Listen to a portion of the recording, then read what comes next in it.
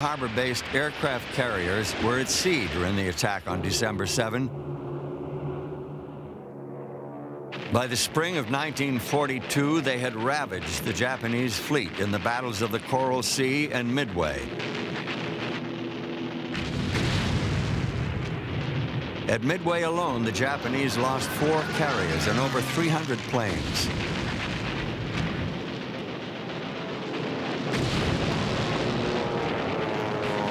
Pearl Harbor had been avenged.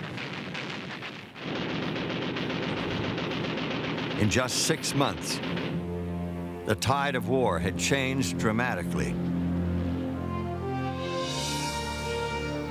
On July 11, a battleship appears outside Pearl Harbor.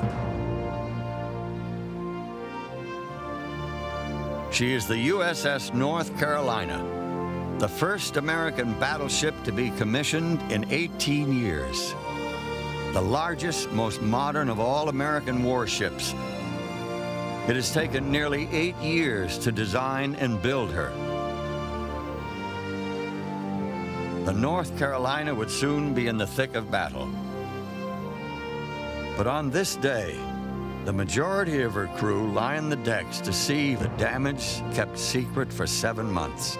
Larry Resin was a 17-year-old seaman aboard the North Carolina. I looked out and I saw these ships with their broken backs. I saw the Arizona still tilted over, the USS Oklahoma battleship, just the bottom showing, oil all over the place. All of a sudden, there was this cheer from the men on the ships, from the shore, and I said to myself, we haven't done a thing, a damn thing, and they're cheering us. Ken Hughes was at Pearl Harbor when the North Carolina came down the channel. What I saw there that day was the most magnificent man of war that any of us had ever seen. This ship meant that we had people, ships, and ammunition coming out of the States that were going to be there in short order and that were going to help us survive. The North Carolina would fight in every major campaign from Guadalcanal to the bombardment of Japan. She first saw action on 24 August 1942 while protecting the carrier Enterprise.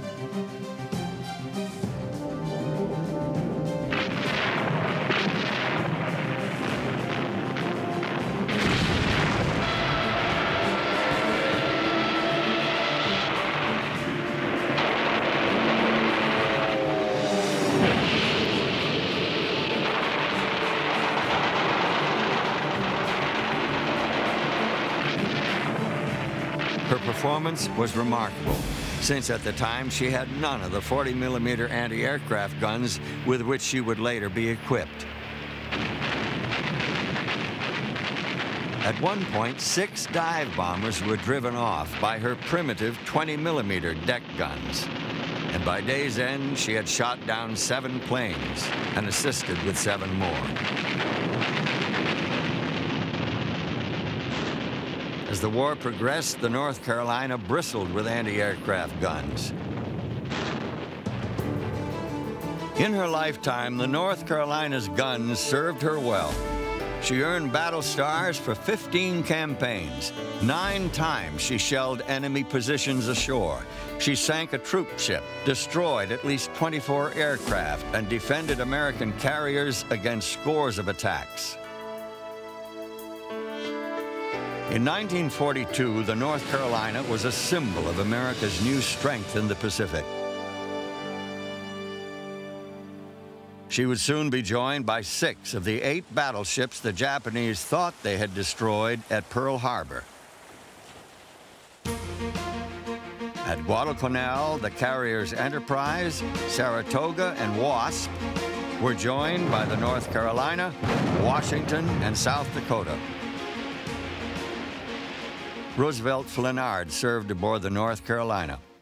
August 7th, 8th, and 9th, 1942, the North Carolina was a part of a task force that was invaded Guadalcanal. We began firing before daybreak, and we fired several hours.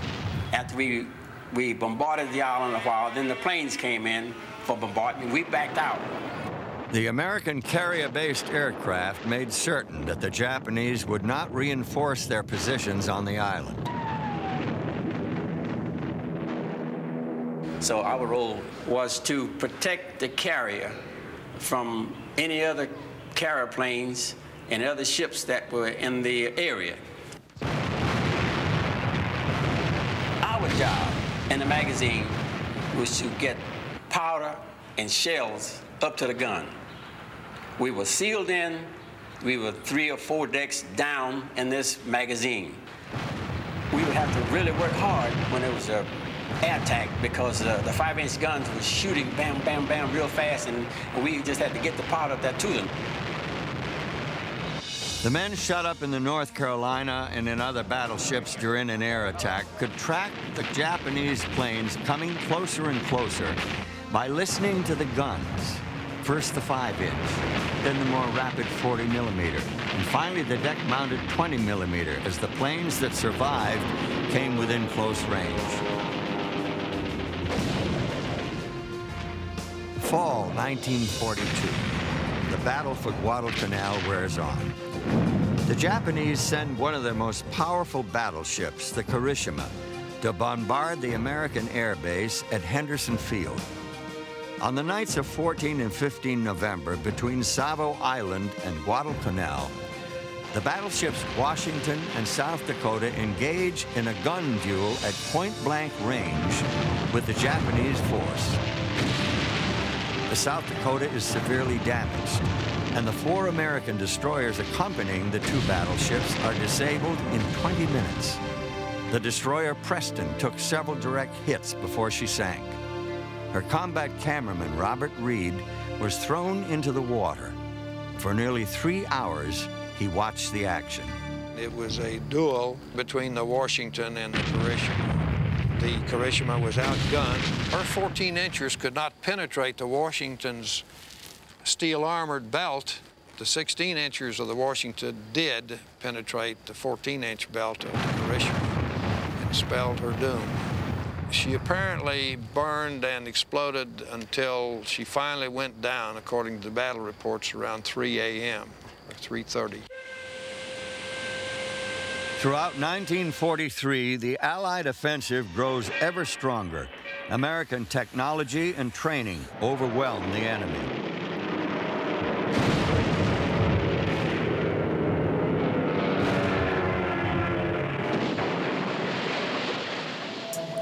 In the fall, the Allies begin the Central Pacific Campaign, a march through the Japanese-held atolls north of the equator, only 750 miles from the enemy homeland. Part of the American effort will rest with a new class of battleships, the Iowa class.